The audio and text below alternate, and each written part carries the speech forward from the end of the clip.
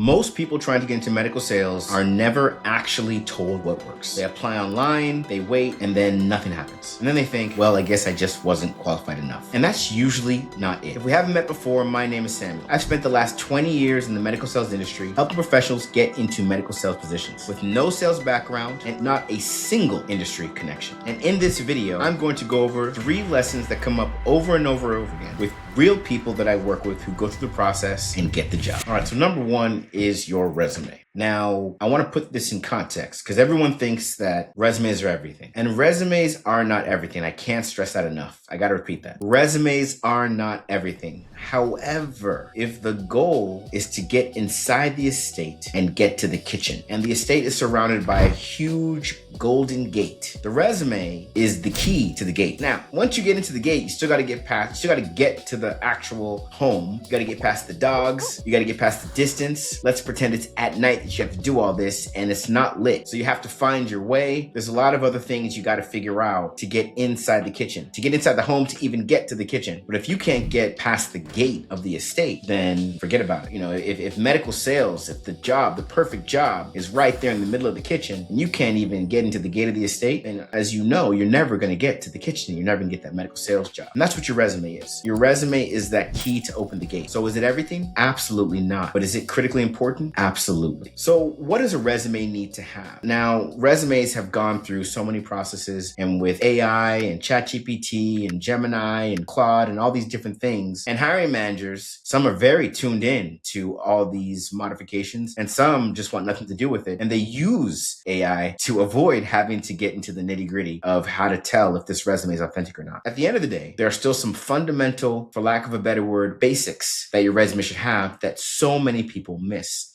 In fact, the lion's share of professionals going for medical sales jobs miss this. And that is how your resume is laid out. So I'm not going to sit here and go into every little detail of the resume, but I am going to give you one overarching thing you can actually run with right here, right now. If your resume reads like each bullet item within each place you worked is a description of what you did in that role, you're losing. You're already losing. You're already lost. It's already over. Just take that alone. If all the bullet points under the last place you worked, or the second to last place you worked, or the third to last place you worked simply describes what happened in that role, your resume is going to have a hard time getting to anyone. Why is this? Because there's so many people that want this medical sales job. Your resume needs to scream value. And the best way to scream value is not to list a bunch of bullets about what your job entailed, but to list a number of bullets about what you did in that job that can be recorded as a success. So you can have one bullet point that says this role was responsible for A, B, C, and D, and then 3 to 5 bullet points under that highlight all the things you did. You led a team that led to this. You were able to accomplish this that led to that. You were able to work within this space that led to this. All the things you did that can be regarded as accomplishments. If you were to sit in front of someone and they were to say, hey, so I see you worked at this place and I see that you did these things. Tell me about that. And you can speak confidently about all the skills you used to make those things happen. We did this for one of our clients,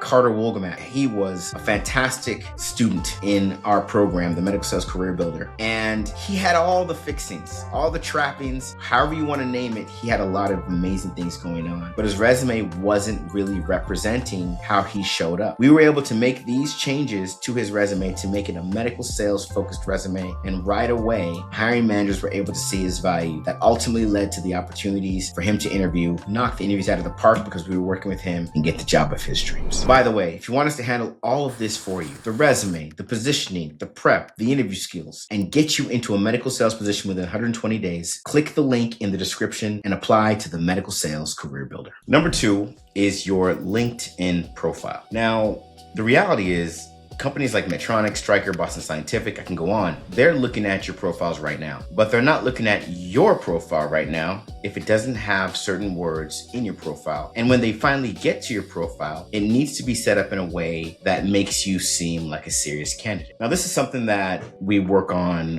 a lot because let's just be real about it. We're in a time now in the 2020s where your LinkedIn profile is extremely significant, right? It used to be something that was kind of like a plus. Now it's a necessity because it's just easy. It's easy for a recruiter or a talent acquisition individual or a hiring manager to type in some keywords, see who's available to work, and look up people and just kind of evaluate who makes sense to even have a conversation with. This is what LinkedIn has done. It's completely leveled the ground floor. So what needs to change in the profile is, number one, your title. Your title has to have something that supports the industry you want to be in, whether it's pharmaceutical sales or medical device sales, something in a specialty space, or medical supplies. Your profile needs to identify who you are and what you do now in a nice, easy to understand term, and then identify where you want to be. It needs to be clean and succinct. Next is your about section. The about section needs to be not some long diatribe about who you are, where you were born, and every single thing you've done in life, but something easy to scan that highlights where you come from, the industry, what you've done in that space that can be impressive, and most importantly, something transferable to medical sales with a line about why you want to be in medical sales or the fact that you want to take these skills into medical sales. And then there's your experience section, which needs to, as so many people have talked about before, and you've probably heard this, highlight the things that you've accomplished in the roles that you've had, not job descriptions. And then finally, the companies you follow, the skills you represent that go along with the industry you want to be in. And all of this needs to be in a way that's easy to scan. As you can imagine, a hiring manager, a talent acquisition, a recruiter, they have hundreds of people they're looking for. They have hundreds of people to pour through to find who's the actual ready talent. And if you want to be one of those people that's the actual ready talent, you got to make it easy for them. Here's a good example of what an awesome profile looks like. One of our graduates, we helped him frame everything he was doing in the right way. And the moment he changed his profile, he started getting attention immediately. Another one of our graduates, Sheila Mallon, same thing there.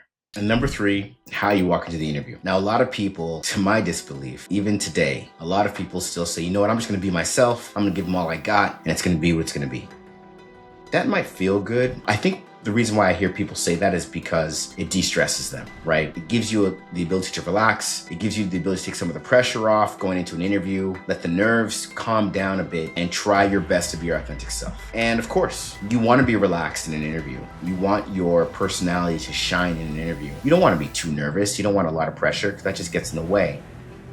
But winging it or just saying it's going to be what it's going to be is not the way to release the nerves. Being abundantly prepared to the point that you know your story like the back of your hand. You understand the role explicitly. You know why you're such a good fit for the role. You understand the person that's interviewing you, and you have backup from people connected to the position that support your candidacy into the role.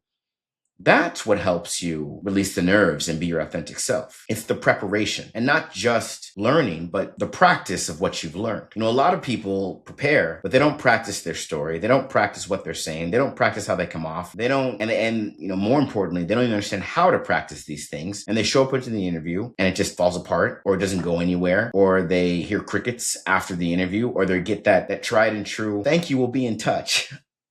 But if you take the time to appropriately prepare, know your story, understand the role to the nth degree, it really changes the game. Getting into medical sales is more than just applying online and hoping for the best. It's about having the right kind of resume that even gives you access to the estate to get you in the gate. It's about having the right kind of LinkedIn profile that allows recruiters, talent acquisition, hiring managers, even other sales reps to take you seriously and see you as the right kind of candidate for the job. And it allows stepping into the interview, being prepared so well that you're naturally relaxed and ready to communicate why you would be their best option. It's a big psychology play, get into medical sales. And to truly do it effectively, you gotta look good from the beginning all the way to the very end of the final interview. This is exactly what we help people do in the Medical Sales Career Builder program. Check out some of our success stories. Take a look at how some of our graduates are now living their best lives. And if you see that you want to be in their shoes, then click the first link in the description and apply. Or don't, it's up to you. But either way, we'll see you in the next one.